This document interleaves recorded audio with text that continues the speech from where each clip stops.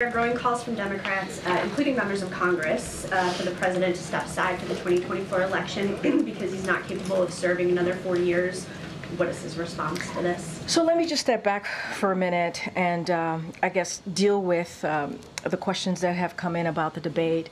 And honestly, this is something that the president has addressed himself multiple times since this past Thursday. And first of all, I want to say we understand the concerns. We get it. The president did not have a great night, as you all know, and many of you reached out during the debate. The president had a cold. He had a hoarse voice. You all heard it. That's why you reached out. But I will say this, and the president said this over the past couple of days, certainly right after the debate. He knows how to do the job. And he knows how to do the job, not because he says it, because his record proves it. Because for 3.5 years, almost 4 years, the president's record has been unprecedented, delivering for the American people. Another thing that he said that I would add is he knows right from wrong. He knows how to tell the truth. This is my video update on this Wednesday, midday, July the 3rd. Let's talk about some news. And let's start things off with Karine Jean-Pierre at the White House speaking to the media, explaining Biden's debate meltdown. According to the White House spokesperson, Biden had a bad night and he had a cold. It was a cold and a bad night. That is how they are explaining Biden's meltdown. Axios said he overprepared. So he overprepared, had a bad night, and he had a cold. Perfectly understandable. Perfectly understandable. And also keep in mind that that Biden, he can only function between 10 and 4 p.m. And the debate was at, I believe, 9 p.m. So obviously Biden was not going to perform well. That explains it. That explains everything. I think Americans are being too hard on Biden. I really think you're being too hard on him. He did have a cold. He was overprepared. And yeah, it was a bad night, and it was way past 4 p.m. Way past 4 p.m. I mean, you're being too hard on Biden.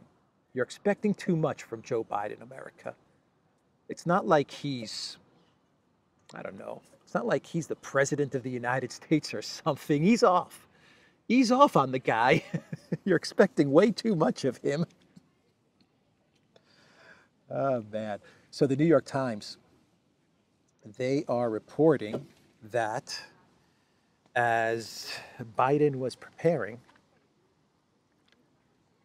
for the debates, 6 days of preparation in Camp David, that Biden was unable to do anything before 11 a.m. That is what the New York Times is reporting. Before 11 a.m., do not bother Biden, according to the New York Times. And the New York Times also is reporting that Biden, during the 6 days of preparations, he needed to take multiple naps, many naps during the day.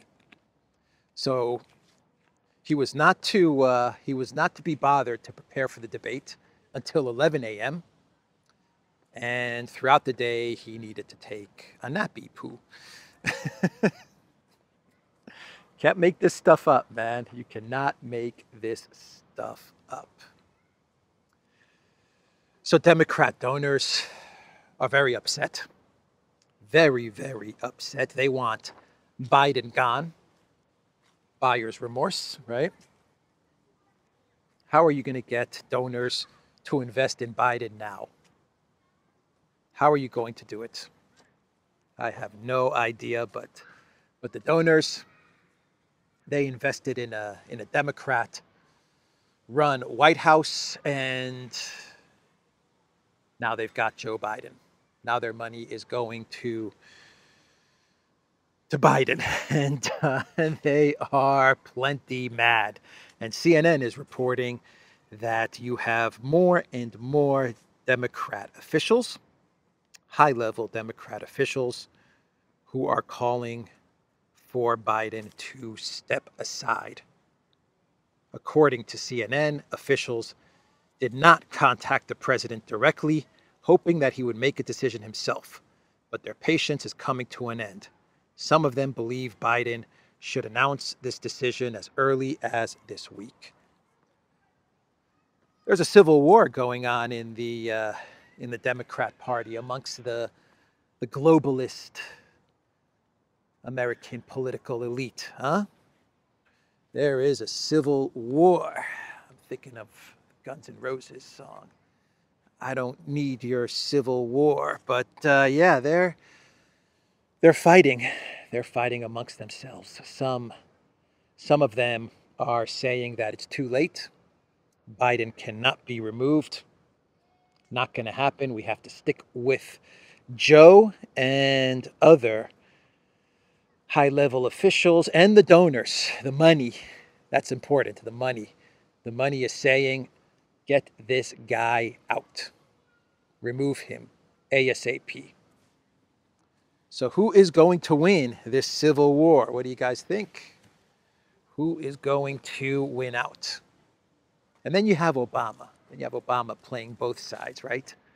Sneaky, clever Obama saying that he supports Joe Biden, posting it on Twitter, I support Joe Biden.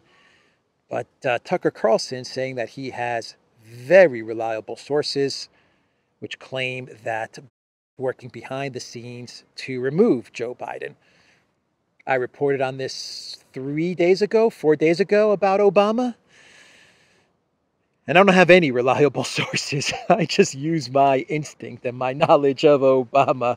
But Tucker pretty much confirmed the instinct about Obama and how he operates. Knowing Obama and how he operates, this is what he's about.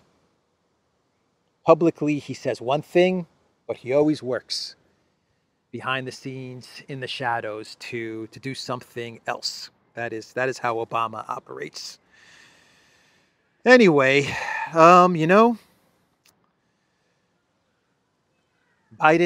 in this time of turmoil and doubt and trouble, has turned to the man that he respects the most, the smartest man he knows. Biden has turned to the smartest man he knows, and that is Hunter Biden. Hunter Biden. According to NBC News, Hunter Biden has joined the White House meetings as he stays close to the president post-debate. While he is regularly at the White House residence and events, it's unusual for the president's son to be in and around meetings his father is having with his team. According to NBC sources, the U.S. president's entourage was stunned by the appearance of his son at meetings. Hunter is reportedly carefully counseling his father after his debate failure with Trump. Yeah, and the reports are that it was Hunter who ultimately convinced his father to stay in the race. Hunter, not to chill. It was all Hunter's doing to keep Biden in the race. Oh boy, this should be my clown world. Hunter Biden is making the big decisions for the United States of America. Oh man, oh man. It just keeps on getting worse. It just keeps on getting worse. Oh boy, oh boy. Look, America's in good hands. America's in good hands, all jokes aside. America is now in the trusted, reliable hands of today's Renaissance man. That's right. America is being run by a man who is a renowned artist, an author, a venture capitalist, a chemist, an energy expert, a Ukraine expert, a China expert, a real estate expert. The White House is in good hands with Hunter Biden controlling Joe Biden, making the decisions for Joe Biden. Yep. Oh boy. Oh boy. Oh man. Can things get any worse? I don't know. From David Sachs, if Biden isn't fit to run, how is he fit to serve the rest of his term? But if Kamala takes over, wouldn't she want to bring in her own team? As much as I disagree with Blinken and Sullivan's policy choices, it could be even worse to shake up the team in the middle of two wars. Yeah, could things get any worse? Yeah, Kamala Harris. That's the answer. All right, so enough of Biden. Let's talk about Trump. And Politico, they put out an article with the title, Trump's Plan for NATO is Emerging. Trump advisors envision a radical reorientation in which Washington takes a backseat to Europe and cuts a deal with Putin over Ukraine. So they're worried about Trump winning in November after the debate performance, and the article doesn't even attribute this NATO reorientation that they talk about. It doesn't even say that it's Trump's idea, it's Trump's plan. It's a long article. It talks about the United States under Trump basically cutting Europe off, letting Europe handle most of its security. It talks about countries that do not meet the NATO, 2% or 3% requirements, payment requirements, that they won't receive U.S. Military security.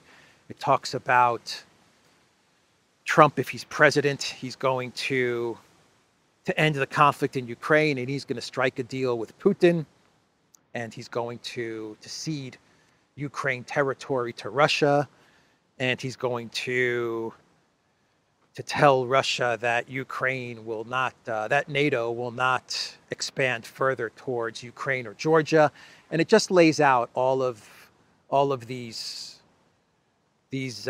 plans that could happen if Trump becomes president.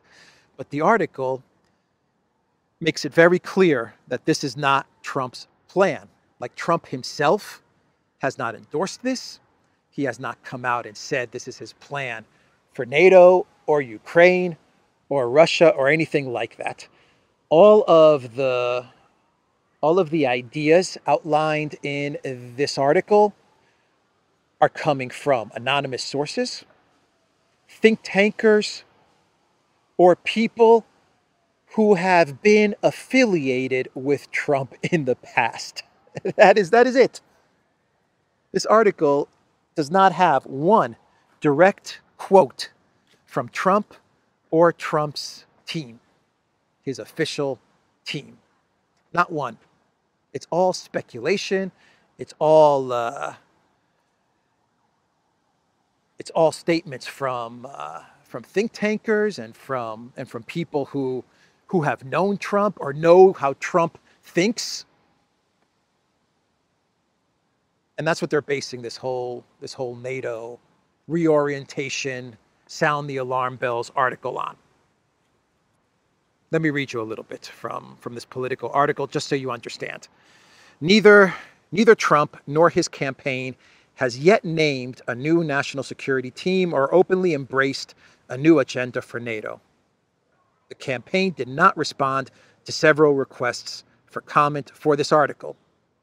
But the former officials and experts who spoke for this article, some on the record and some on condition of anonymity, are engaged in an ongoing debate within Trump world, everybody, over how hard to push the Europeans towards a security architecture more to Trump's liking. This article is based on people within Trump world, whatever that even means. Oh boy. And it comes out and says it right off the bat. There has been no comment from the Trump campaign or the Trump team connected to this article. Zero statement from the Trump team in relation to this article from Politico. According to these officials, the U.S. would keep its nuclear umbrella over Europe during a second Trump term by maintaining its air power and bases in Germany, England, and Turkey, and its naval forces as well. Meanwhile, the bulk of infantry, armor, logistics, and artillery would ultimately pass from American to European hands. Part of this plan were floated in an article published in February 2023 by the Trump-affiliated Center for Renewing America. But in the months since, there's been an emerging and more detailed consensus among Trump supporters on an outline of a new concept for NATO. This article from Politico is the EU globalists crying for help. The EU, the European elites are crying for help. Help, help, Trump's gonna win. Help us. Politico, can you publish this article talking about how Trump is going to reorient NATO? Because money, we don't want all of the money from the United States to go away. We're afraid that all of that U.S. tax and printed money that we've been living on and becoming incredibly wealthy on over the past 3, 4, 5 decades, that it's going to dry up. Or even a small part of it is going to dry up. And that's the last thing that the EU globalists and the kleptocrats want to have happen. So they published this article via Politico, a cry for help from the EU globalist elite. Let's move on. Let's move on now, and let's talk about NATO escalation. According to NATO officials, including Stoltenberg, NATO is pushing the Biden White House to escalate more with Russia. This is according to Defense News.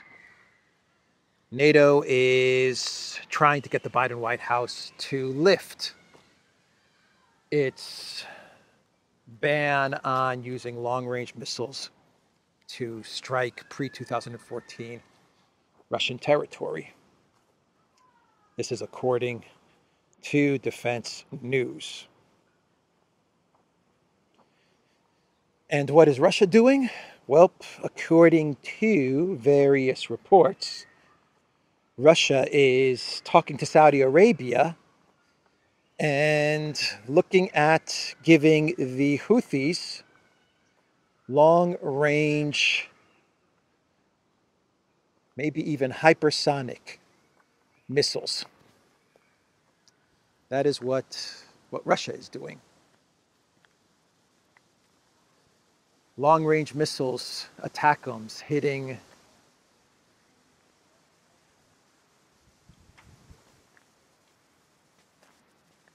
pre-2014 Russian territory. Well, how about if we give the Houthis some hypersonic missiles? How about that?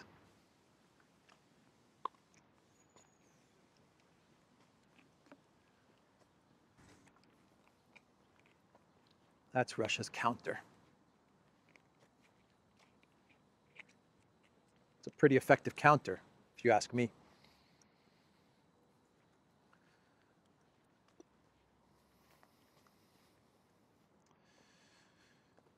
So as Biden is trying to explain away his debate performance, and a civil war has broken out in the Democrat Party, no one really knows who runs the United States of America. A lie of 3 years has been exposed. Putin is traveling to Kazakhstan, and he is building up the SCO. He is in talks ahead of a big SCO meeting. I believe Belarus will be entering the SCO, and Putin, who was once thought to be very ill, suffering from multiple heart attacks and various other conditions, well, he's traveling around the world doing business, growing the SCO, growing BRICS. BRICS is now saying that that one of the requirements to enter BRICS is that you are not placing sanctions against any country. That's a requirement. Very, very smart. You want to enter BRICS? No sanctions. If you are placing sanctions on a country, remove those sanctions. Otherwise, you do not get BRICS membership. That's a great way to counter the collective West's sanctions addiction, sanctions weapon. But yeah, Putin's traveling all over the place, it seems. Very energetic, very vibrant. Looking after his country's interests, making deals, building the multipolar world. Who would have seen this coming? Who would have guessed that? 2 years ago, who would have guessed that?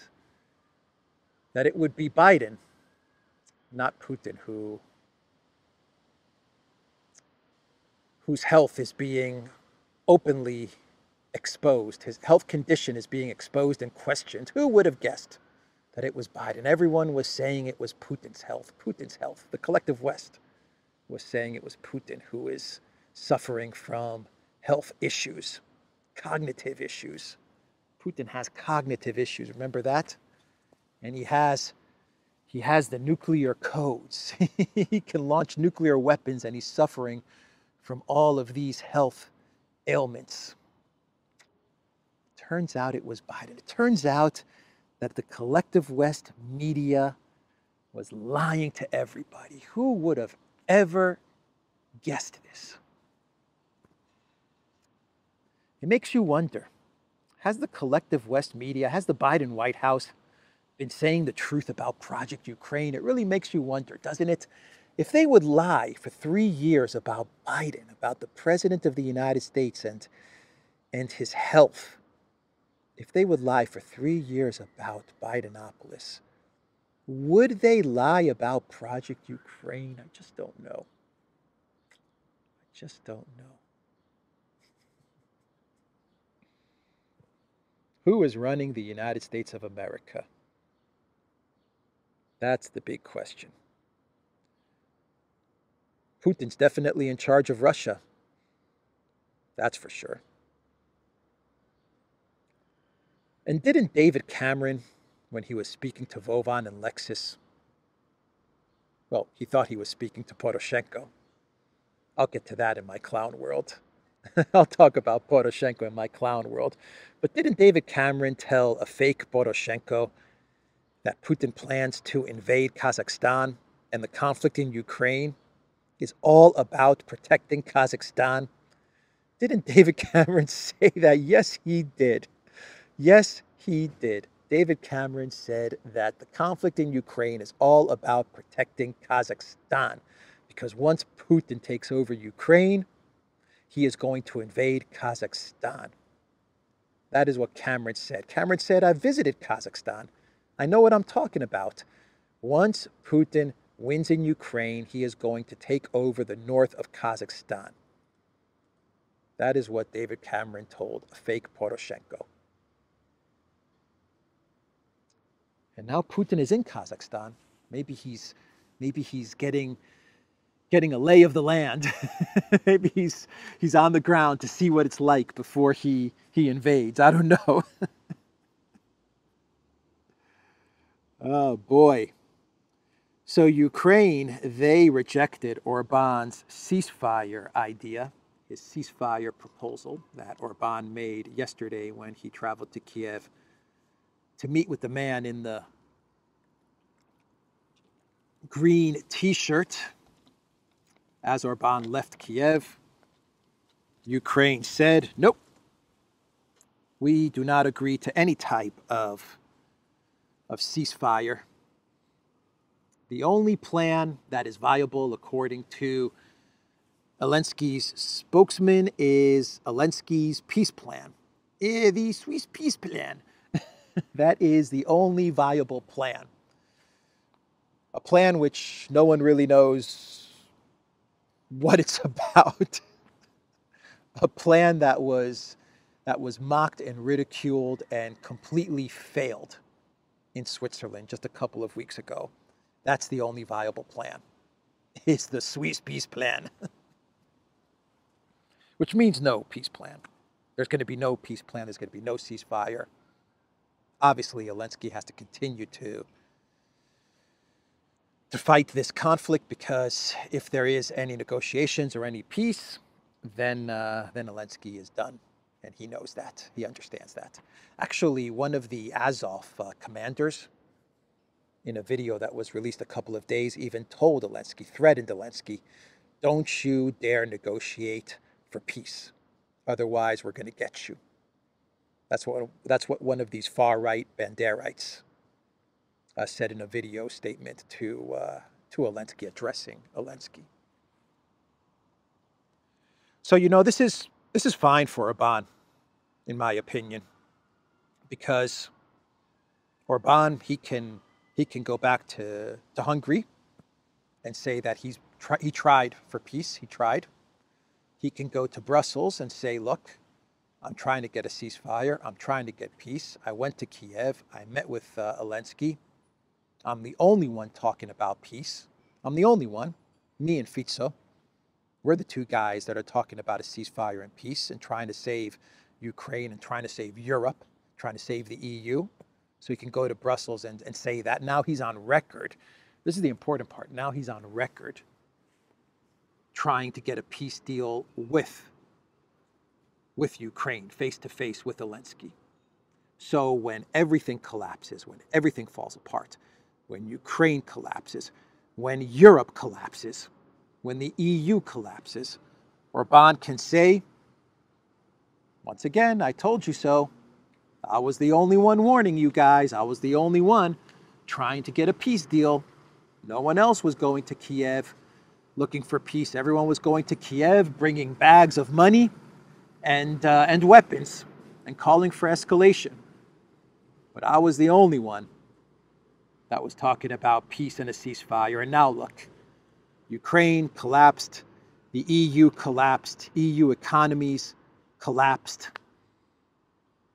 So this actually has worked out very well for Orban. A very, very smart political move, if you ask me. As long as he doesn't get the Zelensky curse. As long as he doesn't get hit with the Zelensky curse. But from the comments from yesterday's video, I think we now have a consensus about the Zelensky curse, a general idea as to how the Zelensky curse is passed on. And definitely you have to hug. You have to hug Zelensky. And because Orban did not hug Zelensky, no curse. No hug, no curse.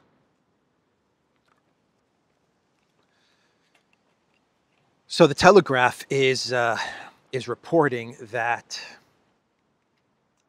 at the NATO summit in July in Washington, D.C., Ukraine is obviously not going to get NATO membership, but the reason that they're not going to get NATO membership, according to the Telegraph, is because Ukraine is just too corrupt. That's going to be the reason given to Zelensky for not getting NATO membership. You're just too corrupt. This is clown world, man. This is clown world. Here's $500 billion. Here's $500 billion worth of weapons, but you're too corrupt. But let us give you more money and weapons, but you're not going to get in because you're too corrupt. But here's $100 billion. Here's $61 billion in weapons. Corrupt Ukraine. That's what they're going with. That's what they're going with. You're too corrupt. That's why you're not going to get into NATO.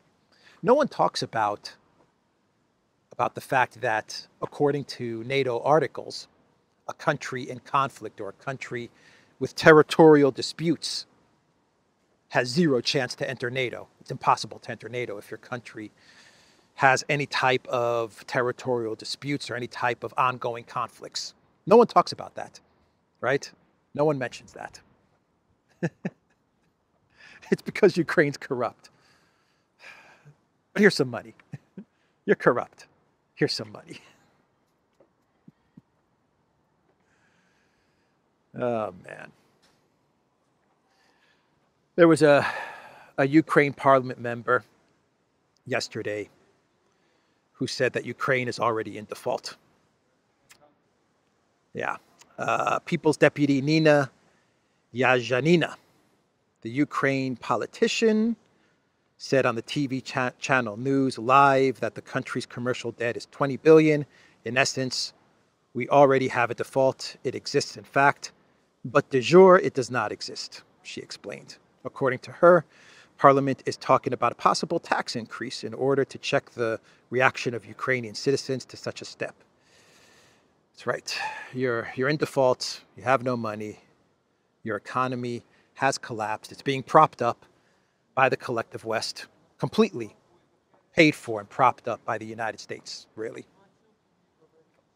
Admitting that it's corrupt, admitting that Ukraine is incredibly corrupt, but they're still pouring in billions and billions of dollars into Project Ukraine. And even parliament members are saying, yeah, we're in default. We have no more money. We are in default, and maybe we're going to tax people more, tax the citizens more. That's the solution.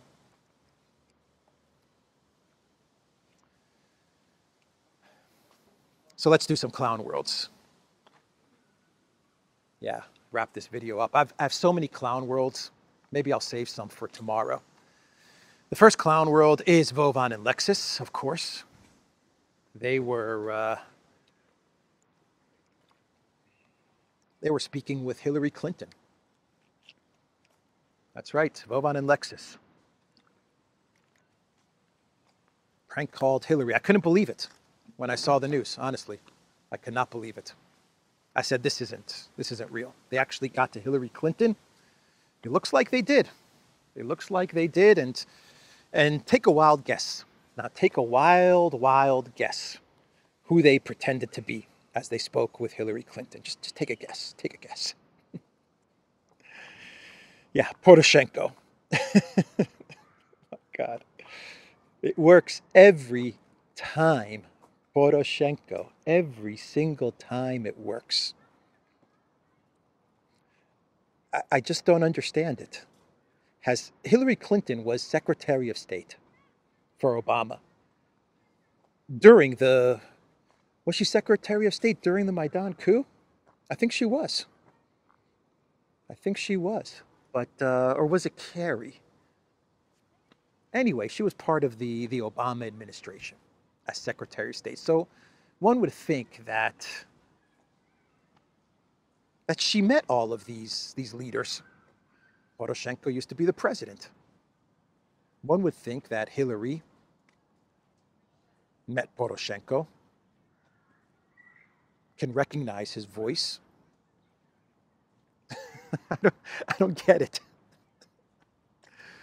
I don't get it. Could probably call Poroshenko's office and just confirm that he is indeed reaching out to her. Right? Hillary's secretary or assistant tells Hillary, it's Poroshenko on the line. I imagine if you're Hillary Clinton, you would tell your assistant, given the fact that Cameron just 2 weeks ago got prank called by Poroshenko, that so many other people have been prank called with Poroshenko, you would probably tell your assistant, can you call Poroshenko's office just to confirm that he's on the line trying to speak with me? It's not so difficult. But nope. Poroshenko, Vovan and Alexis, they speak with Hillary. And what does Hillary say? Hillary pretty much said that that Biden has to get reelected. And in order for Biden to get reelected, what she needs from Ukraine, Mr. Poroshenko, what I need from you and what I need from Ukraine, I'm paraphrasing. But she said, what I need you to do is just to keep on fighting. Keep on fighting. Keep on fighting and try to win some battles. Maybe go on the offensive, she said. Go on the offensive. And just show that you can win this conflict. And I'll do everything I can as Hillary Clinton to make sure that Biden wins in November. It's not going to be easy, she said, but I'll do whatever I can to make sure that Biden wins. But as Ukraine, you have to continue to fight. Go on the offensive and continue to fight. That is what Hillary told fake Poroshenko. Works every time, Poroshenko. My God. Oh, man. What else? What else? I got so many clown worlds. I'll do one more. Let's see here.